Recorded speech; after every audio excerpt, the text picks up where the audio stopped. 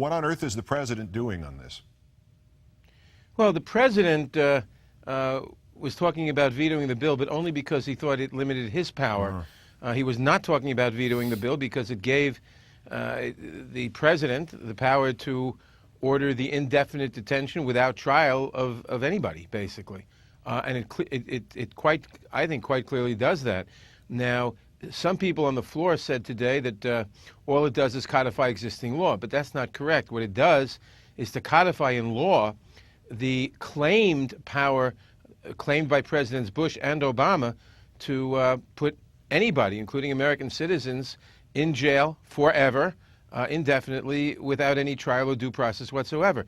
That's quite a terrible blow to American liberty. The Democrats voted 93 in favor, 93 against, on the basis of a very short campaign against the bill that lasted about 2 days. So I think that was quite impressive, and there were 40-odd Republican no votes. And the leadership in the Senate comes from people who have a firm grip on civil liberties in this country, or at least previously did, Senator Levin being foremost of them.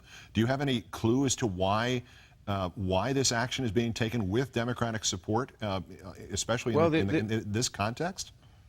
There is really no good reason why we have to be doing this now, especially if the leadership of the Armed Services, the Democratic leadership of the Armed Services Committee, which led the debate for the bill, said that all they were doing is codifying existing law. They weren't making any changes. If you didn't like the existing law, well, that was a different question. But that's the existing law, and this wasn't changing it. If that is true, why was it necessary to put this in this bill now? The bill should have been separated out, let the defense bill pass and on its own merits, and give this bill proper consideration. There was no particular reason to do it.